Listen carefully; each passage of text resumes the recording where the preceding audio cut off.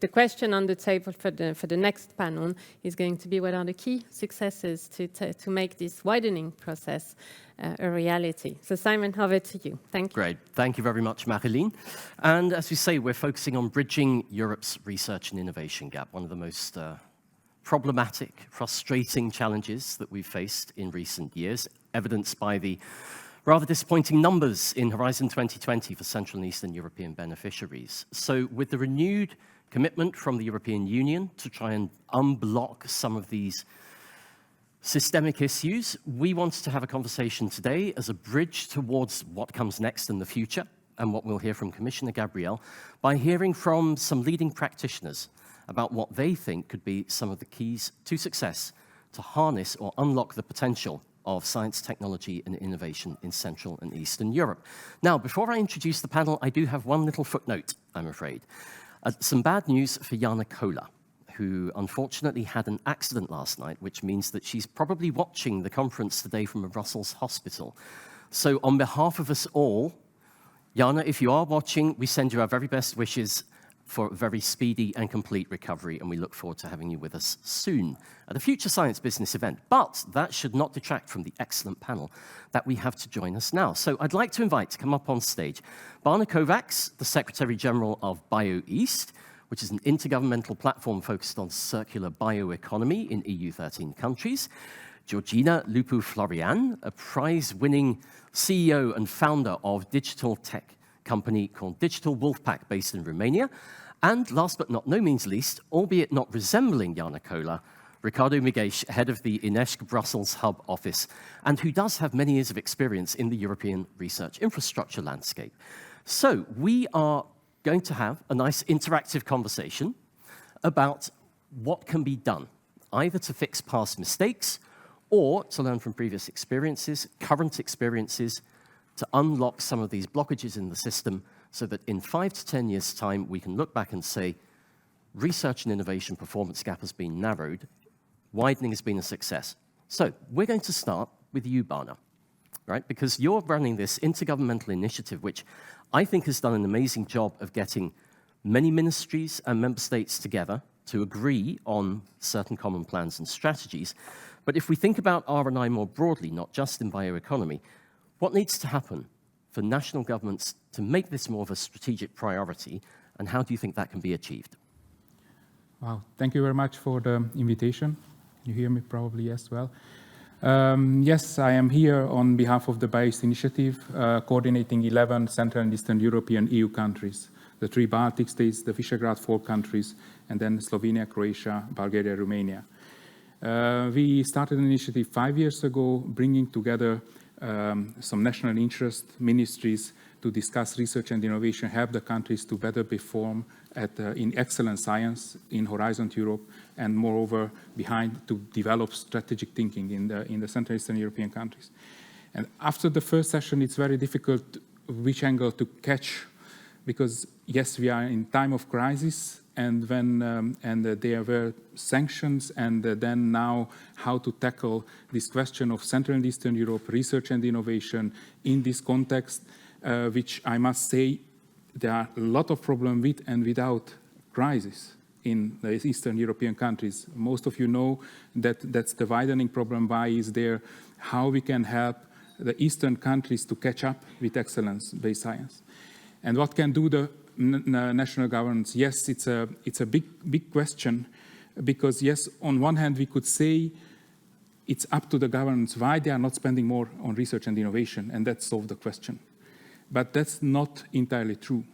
It's not just there, because even previously it was said we need, I would say, some positive discrimination towards the Eastern countries. And now if we are taking the Western Balkan, which is on the door for joining the European Union, and the Ukraine, which need to be rebuilt soon, and hopefully very soon. We have to think a little bit in terms of how we can enable the governments to play a bigger role. And now let me bring the BioEast example, because in the BioEast initiative, what we do, we have a political discussion, ministers' agenda, we put research and innovation, but with a thematic. And that's very important. We are not just discussing excellence-based science, research and innovation in general, which usually are in the offices, in research offices or research ministries. But we have to thematize the discussion. We have to put the big issues on the table. What we are saying, big thematics, broad thematics. In our case, the sustainability is driving the process. And probably with or without crisis, the sustainability is driving the process. In this case, bioeconomy was a broad subject, not just agriculture, not just industry, not just energy, but bio-based economy. And then in that context, when you start to thematize, then you start to bring the researchers, scientists around the table and the policymakers. Because that's key here, what we can do and enable to bring more research and to enable the Eastern countries to bring research. When we sit together, policy and science. So science policy discussion should be a little bit allowed better and helped, that the scientists are able to catch with the current big policy issues, and then a policy should also invest a little bit more, and policymakers, and I would say, to put on the political level agenda, because policy and politics are not the same. In some countries are still in Eastern Europe are the same. They are perceived, when you are talking about policy and politics, the same issue. That is not. And to put on the political agenda, you need to develop first the agenda for the politicians.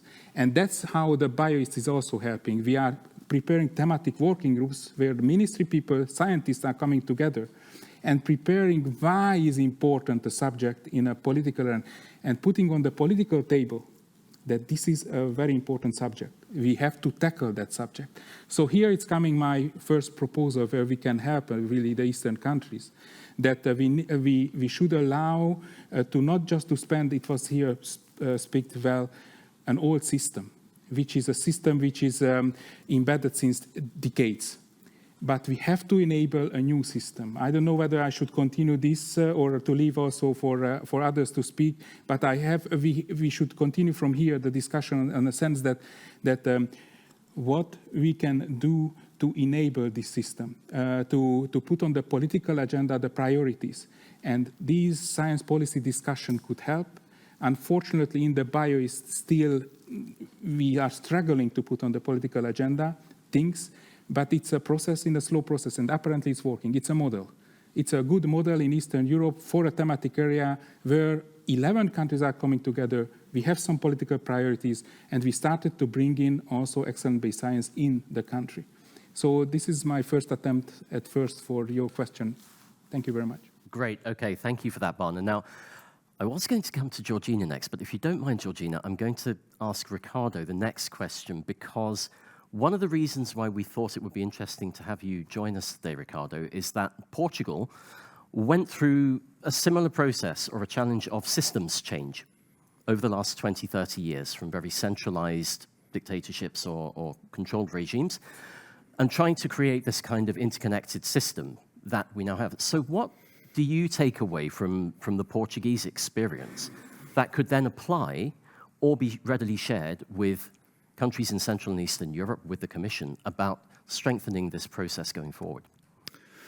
Well, Simon, thank you very much for the invitation. It's a pleasure to be here. And a warm and fast recovery to Jana.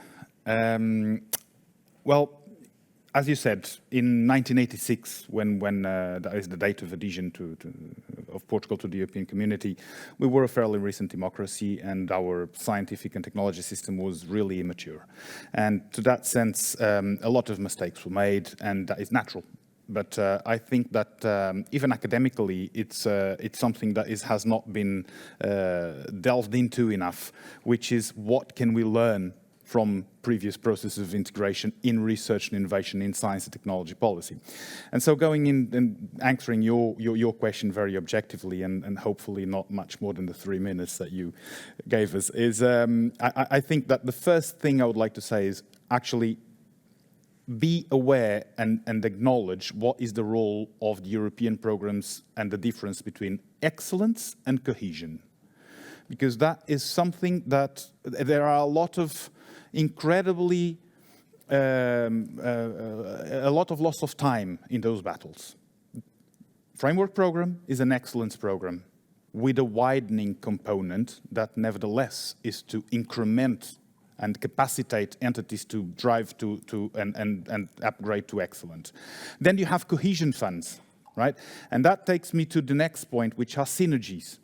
So actually simplify things in your own country. And that was what we did. That was not actually, we could have done much better. Simplify, engineer good strategies to combine the use of funding and make sure that you are using them in your own priorities. So define your own priorities. Understand deeply what are you good at, which connects very well with what Barna was saying, because yes, we need to put an agenda into the policy, into the political agenda, like a concrete agenda, concrete priorities. And that needs to be done not only from the top down, but from the bottom up and in a very structured way, and that needs political courage. So it's kind of a two-way system. And then finally, in what concerns research infrastructures themselves, participate in EU activities. If the goal is to better participate and to be a more active participant, participate actively in high-level groups, in partnerships, in S3, and with quality. Quality participation is incredibly important, and develop regional, national, and integrate those research infrastructures, technology infrastructures in regional, national ecosystems. So bridge the full R&I cycle. This is something we have not always done in Portugal. This is kind of a summary of macro learnings of 40 years, not so much 25, 30 anymore, but 45 to 50 at the moment, years of experience in that process. Align the priorities at multi-level priorities. So aligning the institutional, the regional, the national, and European priorities is extremely important and extremely difficult. Respond to industry needs and respond to societal needs. I mean, RIs have been an extremely strategic component of the EU programs so far, and they will continue to be, and they will enable you and new entrants to come into the programs, and they will enable also those ecosystems, those local ecosystems, regional ecosystems, to be more competitive and to be seen elsewhere in the world, and also in that sense to increase the Eastern European region's visibility and attractiveness. Great. Okay, thank you, Ricardo. So, Georgina, sorry we're running a little late in coming to you, but I think one of the topics which is always discussed around R&I performance in Central Eastern Europe, it's access to public funding and private investment. And I think also touching on what Ricardo said, this question about visibility. How does money find talent and talent find money? Now, you've had some frustrations on the public side, maybe perhaps less so on the private side, but for innovators, technologists, and entrepreneurs like yourself, what needs to happen to improve this performance? What would you recommend? Right, so thank you very much for the invitation, and I'm happy to receive this question and to be able to share my experience with you, and also the experience of others SMEs in the region. So actually, I think what's really important as the end goal for us all is to match all this very valuable funding with the innovators that can truly bring the biggest value to the table, and not necessarily to the innovators who know how to write European projects in the best way.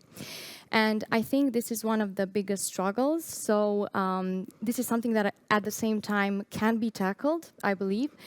When we are looking at the accessibility issues of all the funding opportunities, and I think a way to make the opportunities more accessible is actually by improving the user experience on all the online platforms that actually show you how to apply for the various calls for projects. And when we're talking about user experience, we're referring also to the actual content, so maybe it can be more visual in a way that the entire application process is made more clear clear. And at the same time, right now in the CEE, there is this urban and rural myth that it's incredibly difficult to apply for EU funding, and you usually need to use external paid services as an SME in order to have a chance to that funding. And also, I think one of the biggest issues is that there are very few success stories.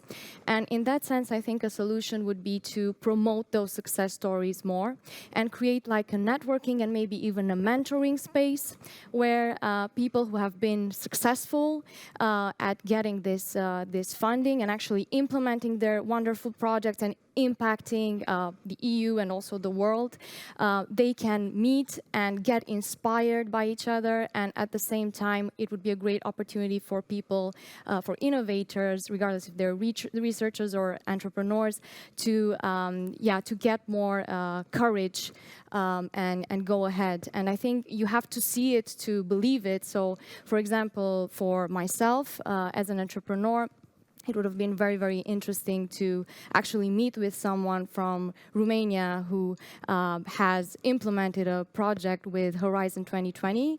And, you know, having that opportunity probably would have motivated me more to go further. Now, besides the visibility for these success stories, I think that also having some kind of free, even if it's limited, guidance service that can actually help entrepreneurs with clarifying certain questions when the jargon is becoming too difficult. That would definitely help a lot. And last but not least, I'd say that, again, creating the space in the CEE for academia to meet with the business environment more would definitely help a lot, because in this way, the projects would actually become more rooted in the business realities, and at the same time, business people and entrepreneurs, they would get more ideas so that they could harness the latest developments in research and innovation. And I think they could also learn from the academia how to apply for grants, right? Because that's something that the academia in general, people in universities in the CEE know how to do a lot better than people in the business world. Yeah, so in conclusion, I think it's essential that this becomes more accessible for everyone. And in this way, actually, the whole world will benefit, because truly the most valuable innovation will get the needed traction. Yeah. Fantastic, thank you. Now, quick warning, I'm going to turn to you in about 3 minutes to take some comments and questions, including from the gentleman who raised his hand at the end of the last one. But before we do, 2 quick questions, one for Barna, one for Ricardo. Barna, for you, in this kind of process and approach that you've developed through BioEast, how do you bring industry in? Right? The role of industry in improving R&I performance is critical. Is this the kind of structure with government lead and then creating a platform and a space for industry to get engaged? Is this a good way forward? And Ricardo, there's a related question. How do you think about retaining talent as you go through this process of systems change and systems development? How do you keep the Georginas of this world at home, inspired, motivated, and resourced to develop their talents and their projects close to their home base? Barna, you first. First, as I was saying, we had to attempt that in key subjects, we have political priority. As soon as you have the political priority in the country, then you can develop a platform where you can better engage also the stakeholders.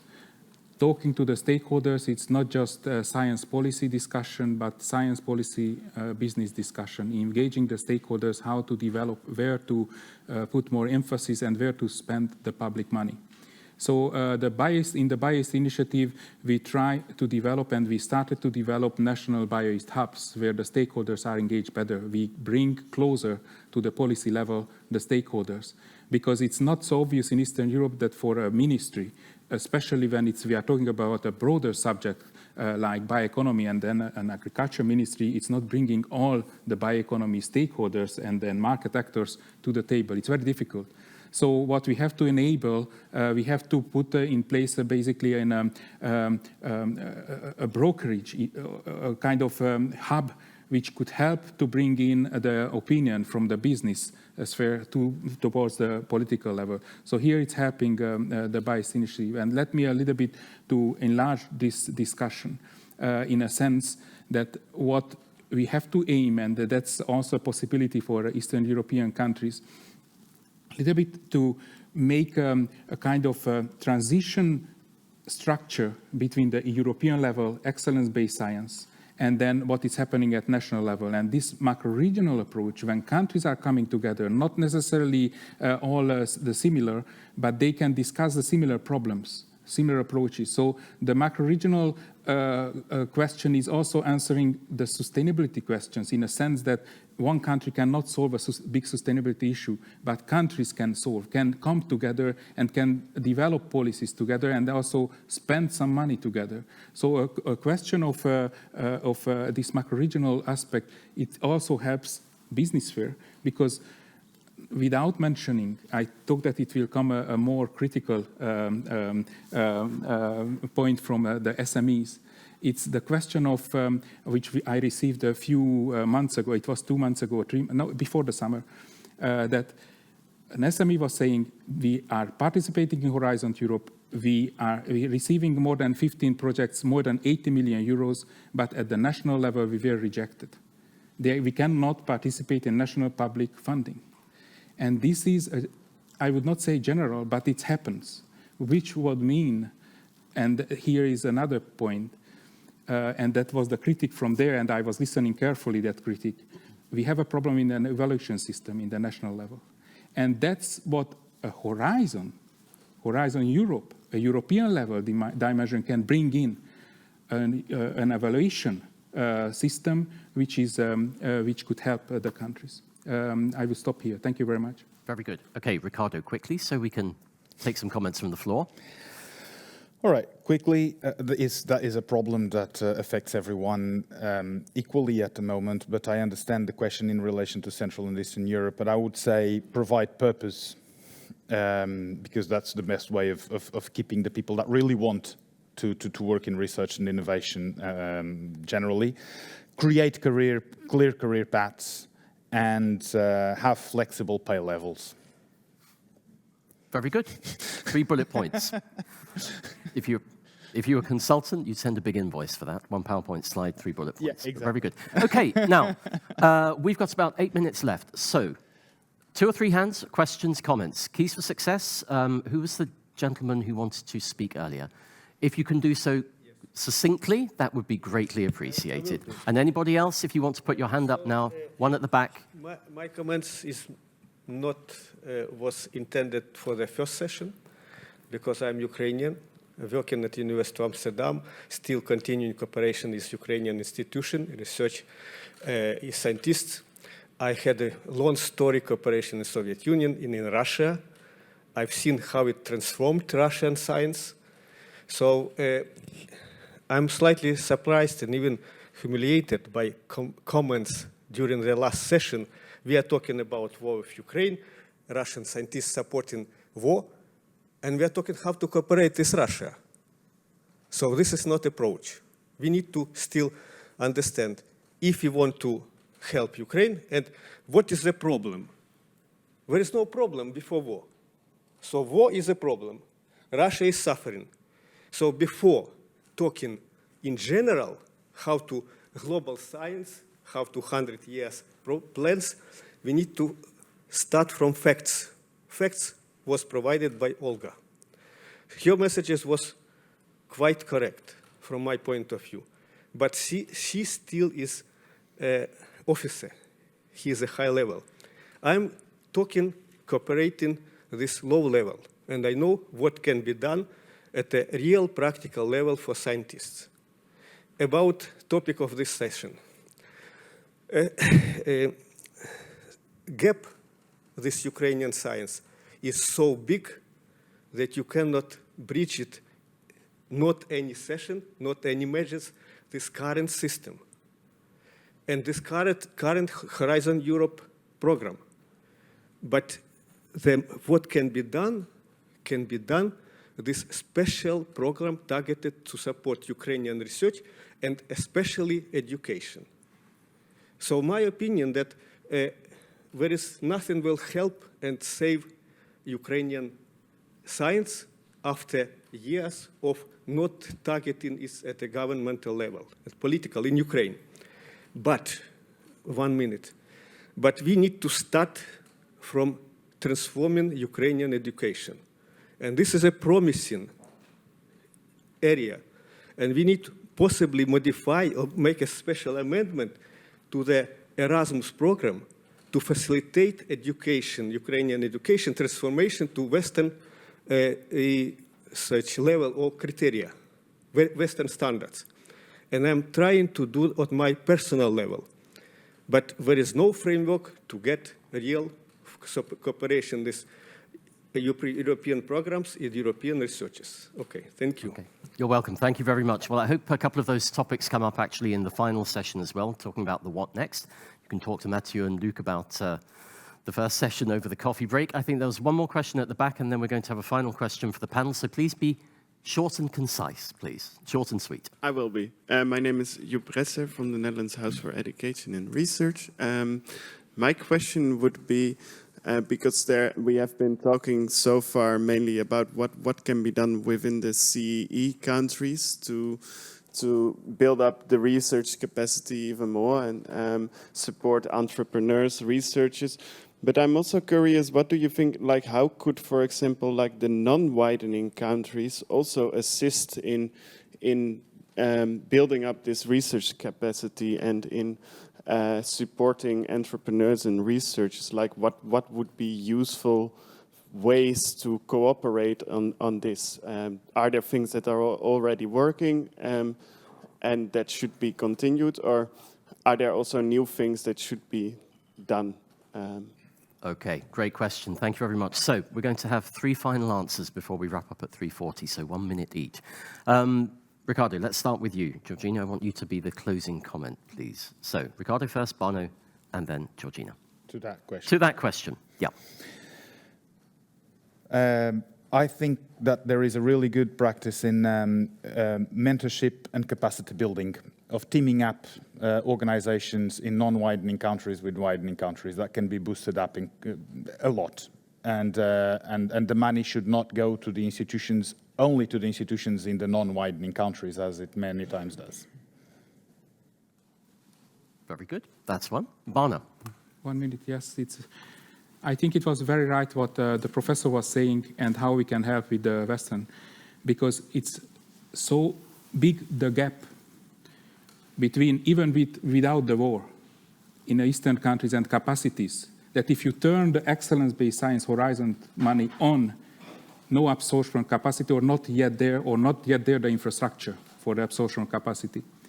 And how can help with Western Europe? Now I am bringing and thinking of solution on 2-3 years wide. If we are thinking in terms of partnership, which is not leaded from Western Europe, but bringing the structure in Eastern Europe for a partnership, as it is now with the European partnerships. Knowledge transfer, which need to be done, because we are not talking about, up until now, about knowledge transfer, just excellence-based science. But even if we are transferring there, the excellence-based science need to be adapted to local things, which needs science, which needs excellence. And we never talk in these terms on Horizon Europe. So that transfer, knowledge transfer, should be done and should be allowed. And the kind of partnership which brings, on one hand, as I was mentioning in my intervention, a structure of research management.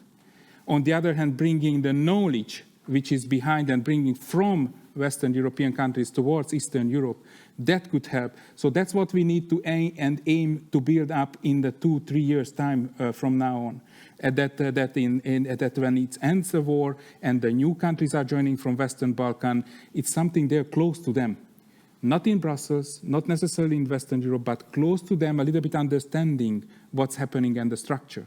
So this is a kind of also a solution and how we can help together. Super. So, Georgina, I wanted you to go last because you're the future. Thank you. You're much younger than most of the people in this room. If we're looking beyond 2 to 3 years, 5 to 10 years, what do you want to see in terms of non-widening, widening cooperation that's going to help your generation, innovators and entrepreneurs, to flourish and grow? Not in Barcelona, not in Dublin, not in Stockholm, but in Cluj or in Bucharest or elsewhere. What would you like to see? What do you need? Right. So there are some small actions that actually mean a lot. And by this, I'm referring to smaller scale programs such as hackathons, accelerators, incubators that are localized, and they are targeted according to the interests of the people in the region, right? And we can already see that younger people than myself are feeling extremely enthusiastic, and they are building incredible startups by these programs. And I think what is really amazing is seeing even better results once you create joint programs and you actually have international mentoring, and you also have networking opportunities. So definitely sort of getting inspired a bit by what certain private entities or organizations are doing in the way they promote innovation would help in creating these joint programs and mentoring and networking opportunities. Great, fantastic. So that's the wrap. That's the end of the panel. I'm going to hand back to Marilyn. But first of all, thank you very much to Bana, Gina, and Ricardo for sharing your wisdom and insights with us.